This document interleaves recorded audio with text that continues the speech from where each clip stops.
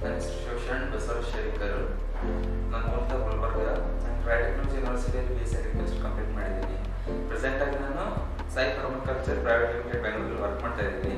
ಅದ್ರ ಜೊತೆಗೆ ನಾನು ಗೌರ್ಮೆಂಟ್ ಎಕ್ಸಾಮ್, ಸ್ಟೇಟ್ ಎಕ್ಸಾಮ್ಸ್ ಆಗಿರೋದು KS, SDA, FDA, junior assistant, ಇನ್ನು PDO ಮತ್ತು ಅಗ್ರಿಕಲ್ಚರ್ ಮೇಲೆ ಇರೋದು AO agriculture officer, assistant agriculture officer, ಇದಕ್ಕೆಲ್ಲ ಟ್ರೈ ಮಾಡ್ತಾ ಇದ್ದೀನಿ. ಇದ್ರ ಜೊತೆಗೆ UPSC ಕೂಡ ಪ್ರಿಪೇರ್ ಆಗ್ತಾ ಇದ್ದೀನಿ.